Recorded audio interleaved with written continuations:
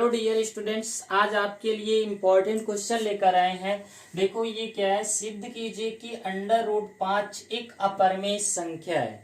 देखो इसको सिद्ध करने के लिए हम पहले इसको आपको बताते हैं अदर क्वेश्चन कैसे होते हैं।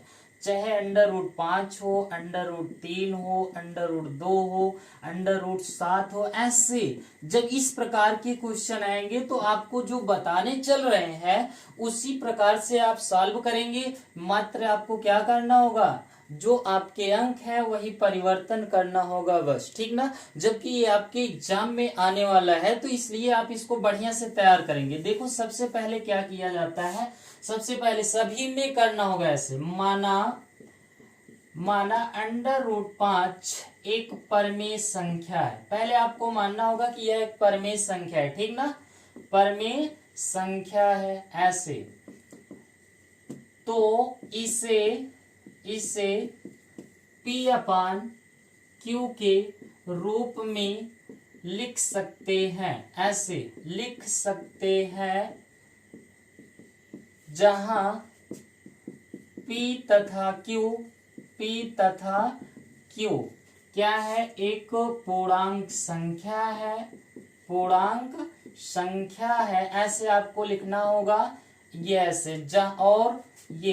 और Q does not is equal to 0। देखो मतलब इसका क्या होता है कि जैसे √5 कहा है अपरिमेय संख्या है, तो आपने क्या मान लिया कि √5 क्या है, परमेय संख्या। परमेय संख्या की परिभाषा क्या होती है, जो P/Q के रूप में होता है उसी को हम क्या कहते हैं, परमेय संख्या कहते हैं। इसलिए जब ये परमेय हो गया तो इसे हम ये P/Q के रूप में लिख सकते हैं। और जहां पर ये बताया जाता है Q does not is equal to 0, मतलब Q का मान 0 के बराबर नहीं होना चाहिए। अगर 0 के बराबर होगा तो वह फिर क्या होगा, परमेय संख्या नहीं होता है, ठीक ना। तो ऐसे याद रखना है आपको। इतना लिखने के बाद जब ये इसको हम कर सकते हैं तो आगे ऐसे लिखना है √5 बराबर ये P/Q, दोनों बराबर हो जाएगा। चूंकि ये भी परमेय संख्या है, ये भी परमेय संख्या है, चूंकि माना गया है, ठीक ना। तो अब क्या करेंगे, दोनों पक्षों का ऐसे वर्ग करने पर आपको क्या करना होगा, वर्ग हमेशा करना होगा। हमने बताया अंक बदल जाए बस आपका, तो आप ऐसे करते रहेंगे। यहाँ जो होगा वही लिख लेना, 3 है तो 3 लिखो, 5 है तो 5, जो भी है वही लिखो, ठीक ना। ऐसे करने के बाद देखो क्या आएगा, इसका √ हट जाएगा, ये क्या होगा P²/Q², इतना हुआ। इसका आप तिर्यक गुणा करो तो क्या आएगा, देखो ये P² बराबर ये होगा 5Q²। इतना करने के बाद आप क्या करेंगे, तुरंत आप यहां से ऐसे लिखना है P² 5 से विभाज्य है, ठीक ना।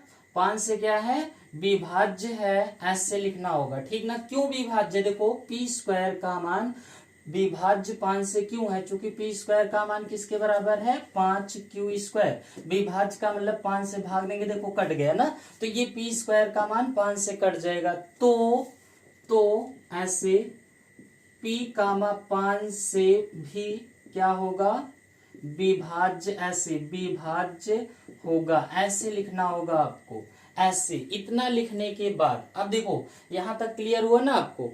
ऐसे आप यहां तक ऐसे लिखेंगे, उसके बाद देखो कैसे हल किया जाता है, ध्यान से समझना है आपको।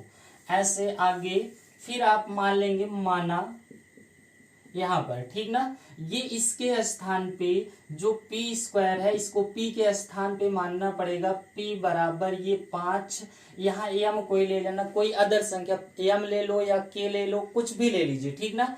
ऐसे रखने के बाद यही क्या करो, इसमें रख दो, ठीक ना जी। मान लेंगे P बराबर क्या है, 5m।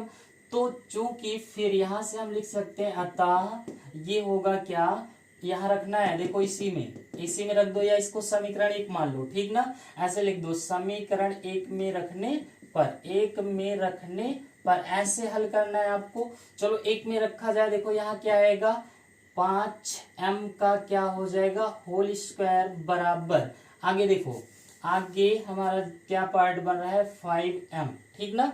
ऐसे फिर यहाँ से ये 5m 25m² बराबर, यहाँ पर आगे जी यहाँ पर ये Q² है, ठीक ना। ऐसे फिर आया 5q², तो ये 5 से इधर ले आओ बटे में, ऐसे 25m² बटे 5 बराबर q²। देखो ये 25, तो कितना आया जी, q² बराबर आ जाएगा, q² बराबर यहाँ आया 5m²। अब क्या लिखेंगे, फिर वही पार्ट लिखना है, दोहराना है आपको। यहाँ फिर ऐसे बताएंगे, पुनः ध्यान देते रहेंगे।